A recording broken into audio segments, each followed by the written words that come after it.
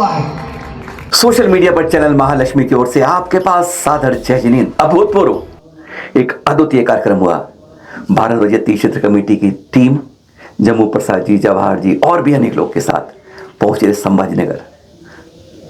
गणधारापति गर्दनाचार्य कुंतु सागर जी, आचार्य श्री गुरुधर नंदी जी, आचार्य श्री गुप्ती नंद जी, आचार्य सूर्य सागर अरखर जी, आचार्य प्रणाम सागर जी, उपाध्याय गणनी आरिका और भी संतों के बीच में ऐसा कार्यक्रम नहीं हुआ जिसके बारे में सब संतों ने एक प्रकार से हम सबको स्तब्ध कर दिया। हजारों लोगों में जोश था, एक उमंग थी, सीने के अंदर तड़प थी तीर्थों के बारे में, अपने स्वास्थ्य के बारे में, अपने बारे में, समाज के बारे में, जन जन के बारे में। जब इन सब 6 आचार्यों ने एक गजब कर दिया था, देख रहे हैं उमंग का वास्ता। और क्या हुआ वे आपके सुनने लायक। गर्दावत ने स्पष्ट कह दिया, गिरनार में एक बाबा ने छुपकर निकलकर जब 5वीं टोप के आचार्य श्री पहुंचे तब उनके ऊपर थप्पड़ मारे थे। और उन्होंने एक ऐसी बात कह दी कि जब ऐसा निर्णय अदालत दे चुकी है कि गिरनार तीर्थंकर नेमिनाथ की मोक्ष भूमि है, यह जैन समाज ने नहीं कहा, यह उनके महंत के द्वारा किया गया। इसके बारे में चलमनी पुष्टि तो नहीं करता इस बात की, हमें प्रमाण नहीं मिला है, पर गणधरापति गर्दनाचार्य कुंतु सागर जी ने क्या करे, बहुत बड़ी एक लकीर खींच दी। सुनेंगे। श्री वहां दर्शन के लिए गया तो एक बाबा जो है वहां छुप करके बैठा और जैसे आचार्य श्री ने दर्शन किया उसने आकर के आचार्य श्री को 2-3 थप्पड़ जमा दिया। कौन से सन में? 1971 में। उसके बाद विवाद चला। उस समय अध्यक्ष साहू शांति प्रसाद जी थे, एक क्षेत्र कमेटी के अध्यक्ष थे साहू शांति प्रसाद जी थे। उनको समाचार किया गया, कोर्ट में केस चला, दोनों तरफ से सुनवाई हुई। उसके बाद वहां का जो महंत है उस महंत ने स्वयं बयान दिया, यहाँ पर दिगंबर जैन सिद्ध क्षेत्र है, नेमिनाथ की टोप, और हम लोगों ने ही उसके ऊपर अधिकार जमा रखा है, इसलिए उनका अधिकार उनको दिया जाए। जज ने तुरंत फैसला लिख दिया।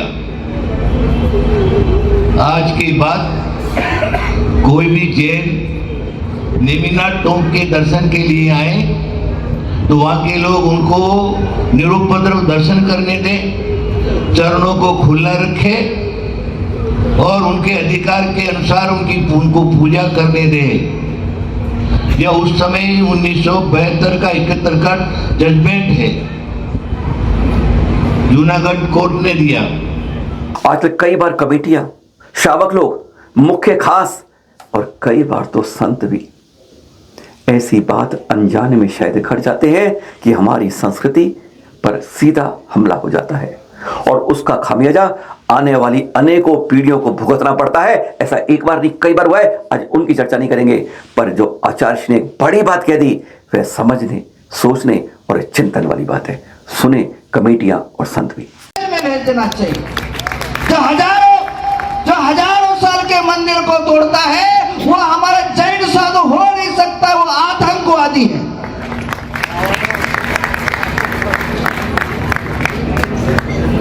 ध्यान रखिए, जो संस्कृति का विनाश करता है वो औरंगजेब है। जो संस्कृति का हनन करता है वो जैन कुल में पैदा नहीं हुआ है, जैन का विनाश के लिए कलकी पैदा हुआ है। इसलिए सावधान करना चाहता हूं, आपका अध्यक्ष का कर्तव्य है अपना कर्तव्य निर्वाह करे। पहले हाथ जोड़ के प्रार्थना करे, पहले श्रीफल दे के प्रार्थना करे। नहीं मानता है तो कानून की तरह उसको ट्रीटमेंट करना ये आपका जिम्मेदारी है, अन्यथा नहीं होता आपको राजीनामा देना पड़ेगा। मैं लास्ट कहता हूं, क्योंकि क्षेत्र संविधान, भारत की संविधान कहता है, भारत का संविधान कहता है 1945 के पहले जो है वो रहेगा, बदलेगा, वो देश का द्रोही है। भले बुरा लगे अच्छा लगे वो आपकी बात है, मेरा कहना हमारा धर्म है। कुंतु सागर जी महामुनिराज कृष्णाचार्य जी ने कई बातें बताई, वो आज हम आपको नहीं सुना रहे हैं क्योंकि वह तीर्थ क्षेत्र कमेटी और तीर्थ के प्रति थी। उन्होंने कहा कि आज हम इतने भटक गए हैं संत संत के अंदर, और जब तक एक नहीं होगे पछतावा रहेगा और हर कोई तुम पर हमला करता रहेगा। उन्हें स्पष्ट कहा, जम्मू प्रसाद जी का नाम लेकर अपनी कमेटी को अपने को संभालो, नहीं तो तीर्थ आज हमारे हाथ से निकलने में कोई ज्यादा देर नहीं लगी, क्योंकि मुझे नहीं दिख रहा कि आने वाले निकट समय में हम जैन दिगंबर एक हो पाएंगे। सुनेंगे।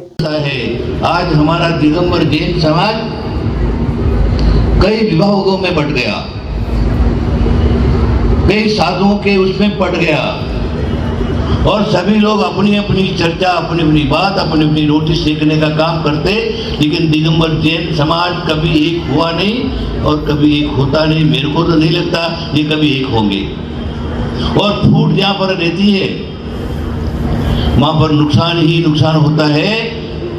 एकता के अंदर ही हम आगे बढ़ सकते हैं, अपने तीर्थ क्षेत्रों की रक्षा कर सकते हैं। तो नया जो हमारे बाबूजी पधारे आदि नए जनरेशन है, मैंने पुराना इतिहास थोड़ा सा बताया, लेकिन आप एक एक मंदिर का, एक एक अतिशय क्षेत्र का, एक एक सिद्ध क्षेत्र की आप दुर्दशा देखेंगे तो बता नहीं सकते आप।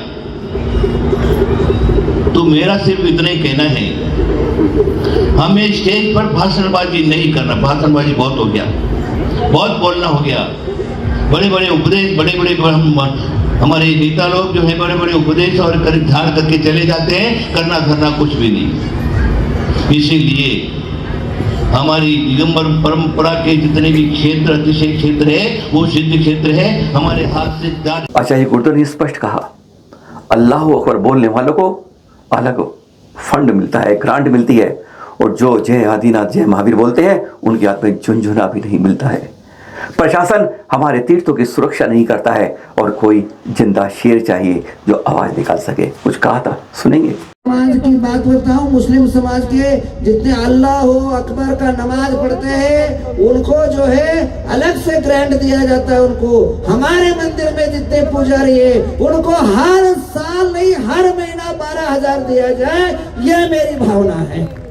या बार बार पल कुंतलगिरी के अंदर मूर्ति चले गई और कहीं चले गए, वहाँ गवर्नमेंट से, सरकार से सुरक्षा होना चाहिए, ये मेरी भावना है। आइए, हर बार आवाज उठाने वाले हमारे भारत के अंदर एक व्यक्ति है जो जैन समाज के अन्याय पर उठाने वाला एक व्यक्ति है, वो आपके सामने खड़ा है, वो शरद चंद्र जैन महालक्ष्मी जैन वाला। जोर से ताली बजाइए उनको। आपके दिल्ली से आए, देखो जोर से ताली बजाइए उनको। जब जब समाज पर अन्याय हुआ है तब तब आवाज उठाने वाले सबसे पहले कौन व्यक्ति है? तो शरद चंद्र जैन महालक्ष्मी चैनल वाले।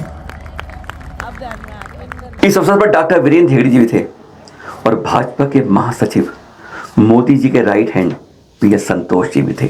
उनके सामने उन्होंने बस जैनों की जितनी दुखती रहती वो सब उनके सामने कह भी दी, रुके नहीं, उनका गुणगान नहीं किया। उन्होंने स्पष्ट ये कहा, अल्पसंख्यकों क्यों उनको आगे नहीं मिलता है, क्यों उनके लिए कोई साथ नहीं होता है, क्या कारण है, उन्हीं के मुख से सुन लेते हैं। संतोष से और एक बात कहूंगा, मैं बहुत दिन से मेरे मन में है, हमारे समाज बहुत अल्पसंख्यक है, बहुत छोटी समाज है। समाज के अंदर अल्पसंख्यक होने के बाद कोई फैसिलिटी मिलता नहीं। अल्पसंख्यक आते एक ही समाज आपको सबको नजर आता है, मैं नाम नहीं कहूंगा, परंतु आज तक भारत देश के अंदर अल्पसंख्यक के 6 लोग हैं, पर आज तक कोई भी अध्यक्ष नहीं बना अन्य अध्यक्षों का। मैं मांग ये कहूंगा भारत सरकार से कि क्रम बनाए जाए, हर समाज को न्याय मिला जाए, चाहे क्रिश्चियन हो, चाहे बुद्ध हो, चाहे सिख हो, चाहे कोई भी, हर कम्युनिटी को एक समान न्याय मिला जाए। और जैन हो चाहे पारसी हो, हर समाज को समान न्याय मिले, और जो बजट आ रहा है, बजट आ रहा है, अलग से प्रावधान हो, उन्हीं की वस्तु उनमें पहुंचे, यह मेरा मांग कर रहा हूं। और ध्यान रखिए, जो अभी ये चिट्ठी का प्रकरण हुआ,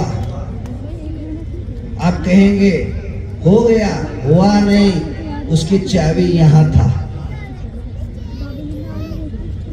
यहाँ चाबी मैंने रात को फोन किया, अमित शाह जी ने कहा पुणे तक मेरे पहुंचने तक वो हल होना चाहिए, और देवेंद्र फडणवीस ने जो भी उसके करता थे बुला करके सावधान किया और 24 घंटे के अंदर हल किया। ये इन्हीं के करतूत के कारण हुआ।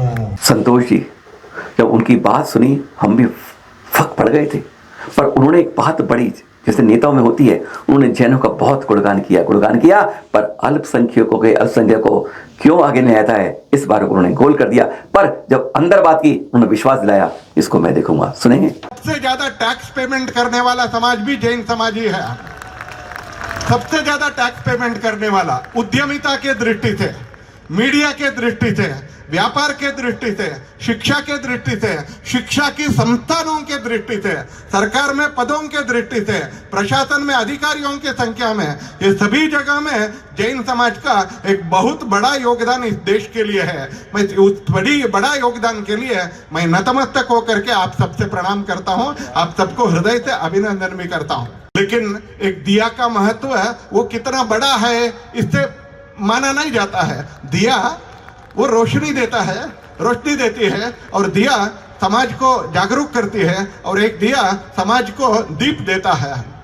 तो जहां जहां जैन समाज के बंधु हैं, वो सभी अपने अपने जगह में इस समाज के लिए, इस संस्कृति के लिए, इस देश के लिए वो दिया के जैसे आप सब ताकत दे रहे हैं।